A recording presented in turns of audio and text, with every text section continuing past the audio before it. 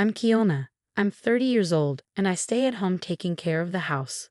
My husband, Aoki, is 6 years older than me, and we've been living with his parents for 2 years.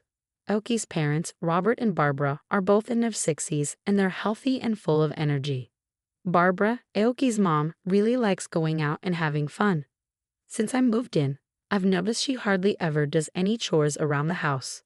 Even though she doesn't work outside the home, she doesn't do much inside either. She used to be a stay-at-home mom, but now she leaves most of the housework to me.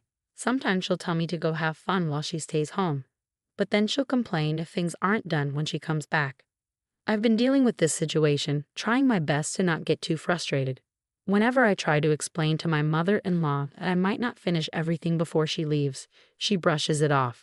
She says it's normal to do a lot of chores and criticizes my generation for not being able to handle it, wishing I could be more like Aoki. It's not just the remarks that bother me. Barbara constantly praises Aoki, especially because he works for a big company, which she's really proud of.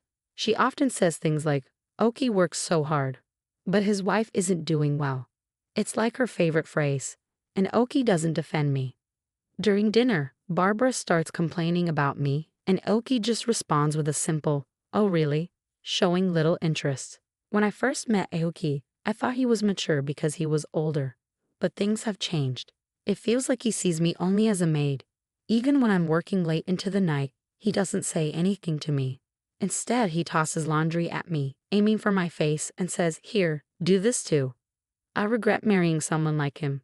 Since we got married, he's changed a lot. On our first anniversary, he bought a cake but then threw a pie in my face and laughed. You wouldn't think he's a grown man. But there's one bright spot in my life, and that's my father-in-law, Robert. He's really calm and always asks if I need help with anything. He's the only one who treats me kindly in this house. Since I quit my job when I got married, he's the only person I can really talk to. I've grown to love Robert like a real father. But Robert works during the day, so he's not home much.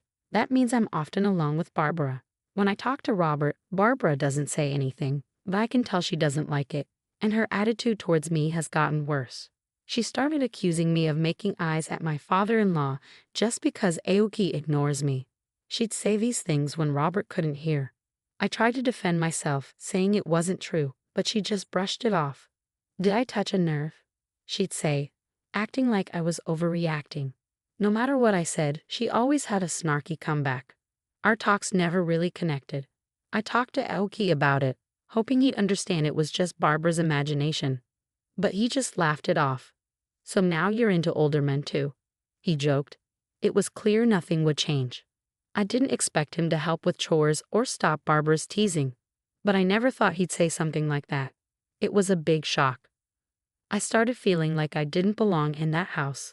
One summer day, Barbara mentioned planning a family trip for Aoki's summer break. At first, I thought it was just her usual desire to go out, but then she surprised me by asking if I wanted to come along. I didn't expect to be invited. I thought they would go without me. When I hesitated, Barbara seemed suspicious and asked if I didn't want to go. I felt uneasy about her sudden invitation. What did she want by including me? I was unsure, but I didn't know how she would react if I said no. That night, Aoki asked me again if I was going on the trip. I replied that I was invited. His response was unexpected. He burst out laughing for some reason. "What's so funny?" I asked, feeling uneasy. Aoki just brushed it off, saying it was nothing. On the day of the trip, we set off with Aoki driving. Robert couldn't join us right away due to work, so it was just the three of us in the car. Aoki driving, Barbara in the passenger seat, and me in the back. I couldn't see their faces clearly, which made me even more anxious. Barbara suddenly asked if I had withdrawn some money for the trip. I confirmed that I had taken out a few $100s. She seemed pleased at this, which struck me as odd. After driving for a while, I noticed we had passed the inn we were supposed to stay at. "Did we just pass the inn?" I asked. Aoki replied vaguely, saying there was a tourist spot ahead and we'd check in after seeing it.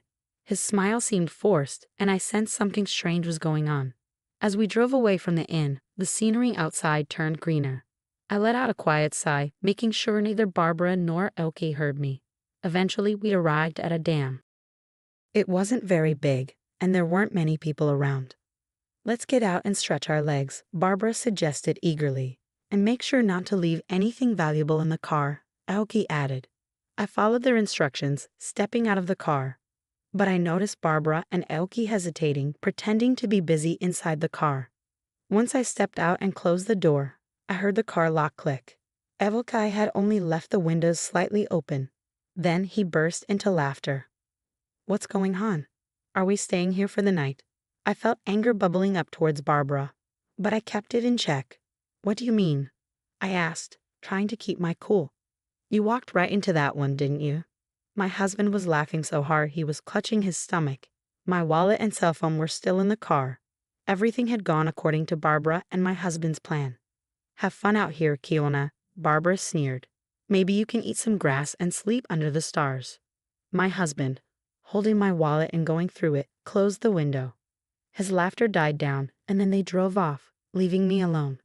Well, they're a handful, and it's hot, I muttered to myself. Even though it was scorching hot and I was at risk of dehydration, I surprisingly didn't panic. An hour later. Why are you here? My husband was stunned to see me in the lobby of the inn where we were supposed to stay. Are you a ghost? Did something happen at the dam? He asked, looking bewildered. Barbara looked like she was about to pass out.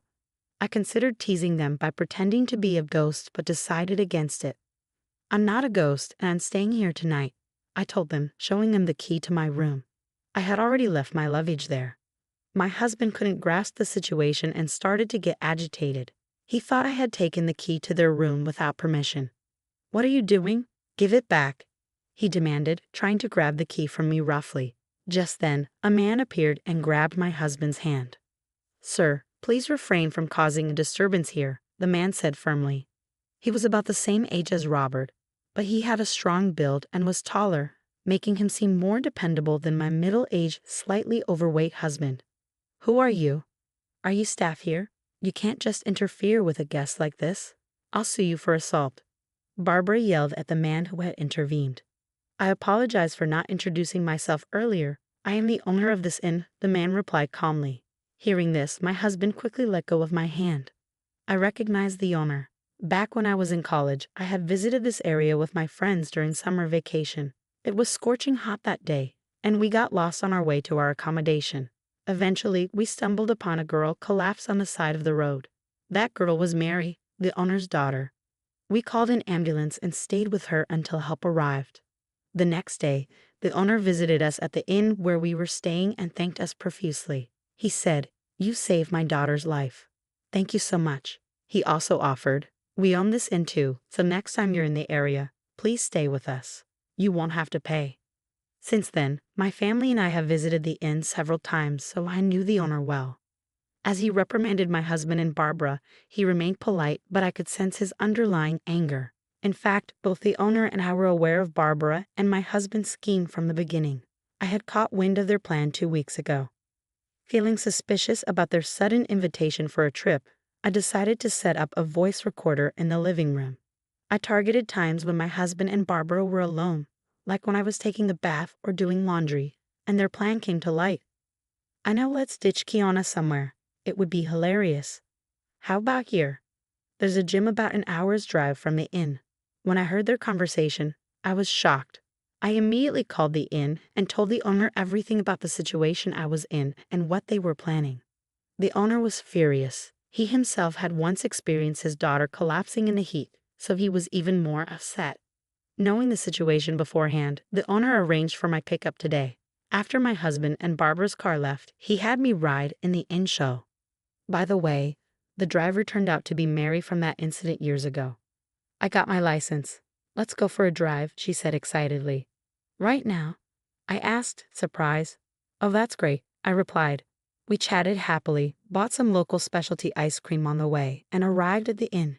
Even though I knew about the plan and that a pickup was coming, I was still worried for Mary. But she knew the area like the back of her hand. So we arrived at the inn several tens of minutes earlier than my husband and Barbara. You mentioned suing earlier, ma'am, the owner said, looking at Barbara sternly. Yes, I did. It's outrageous to be accused of the opposite, Barbara retorted. I'm sorry, but you're not our guests, the owner replied firmly. What? Don't mess with us. My husband and Barbara both lost their temper. Your and your mother's reservations have been canceled, the owner stated plainly. I added you. Who do you think you are? My husband was on the verge of losing his temper again, but the owner restrained him. Kiana did nothing wrong. We, the inn, canceled your reservations, the owner explained calmly. What do you mean? My husband demanded. If you leave a woman alone at a dam in the mountains after stealing her wallet, wouldn't you be committing a crime? We can't allow such people to stay at our inn. We also called the police. My husband and mother-in-law became even more furious at this revelation. This is no joke. Don't think you can get away with this. I work at our company, my husband protested. This little inn in the mountains. Just then, Robert arrived. Hey, what's going on here? Sensing the tension, Robert looked around and asked for an explanation.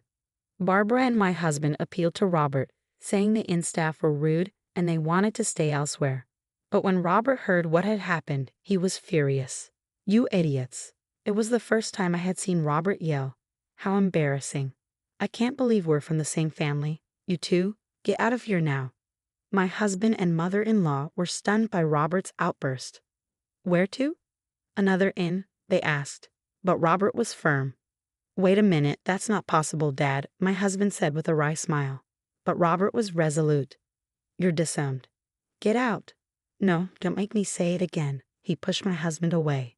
Then the police arrived and my husband and Barbara turned pale. The owner and I explained the situation to the officer, and I played back the recorded conversation. My husband and Barbara started crying. But Robert intervened. Quiet down, you're disturbing the inn. Officer, please take them away.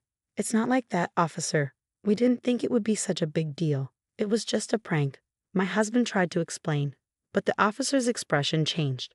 A prank? Are you serious? Don't you realize that your little joke could have put someone's life at risk, especially your own wife's? They were scolded harshly. Though they weren't arrested due to it being a family matter, Barbara and my husband looked pale throughout the ordeal. This isn't over. Kirana's feelings will determine your future. Understand. With those final words, my husband and Barbara, still pale, went home. Robert seemed apologetic the entire time. He kept saying, I'm really sorry. I can't apologize enough for not noticing the unpleasant experiences you have been having, for the terrible ordeal you went through today. He also deeply apologized to the inn owner, expressing remorse for the trouble they caused. Interestingly, the inn owner is a businessman who runs several other companies and is also a client of the company where Robert works. Without knowing this, my husband had boasted, I work for a big company. I'm relieved I was able to hold my husband and Barbara accountable. But it's also frightening to think what could have happened if I hadn't known about their plan beforehand. I hope being scolded by the police makes them realize the seriousness of their actions. After returning from the inn, I decided to divorce my husband. Naturally, I demanded a significant alimony. I hope they learn from this experience and refrain from hurting anyone else in the future. It's quite a turn of events. Robert and Barbara ended up divorcing as well. Robert severed ties with my ex-husband and kicked him out of the house. Due to the incident, my ex-husband was advised to resign from his job. It turns out his workplace behavior had been problematic for a while. Just as he treated me poorly, he had been harsh to his colleagues and juniors, and the HR department was already considering taking action against him. Reflecting on my own actions, I'm disappointed that I mirrored such behavior. My ex-husband, now unemployed, is struggling to find another job.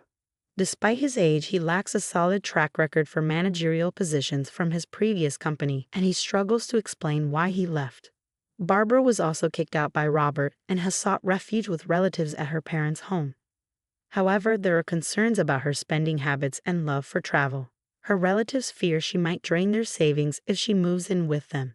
It might be wise for her to consider finding a part-time job, especially since she's still in good health. So I moved out of my in-laws' house and now live nearby by myself. I'm still friends with Robert, and sometimes I ask him for advice about work issues. Before this, I used to take care of the house and kids, but now I'm starting a new chapter in my life. When I was looking for a job, the owner of a company approached me and asked if I'd like to work for them. He was really concerned about how things were going for me. It seemed like he wanted to find a job for me in his company. I happily agreed to join. I felt really thankful for his kindness. I expressed my gratitude, but he insisted that they were the ones who should be grateful. It felt like I had already returned the favor from before, and now I needed to give something back. The company he recommended me to is well known and treats its employees well. It was a pleasant surprise. Interestingly, it's in the same industry that my ex-husband used to brag about, but this company is much bigger. Everyone there is friendly, and I'm enjoying my days much more now than when I was dealing with marital problems.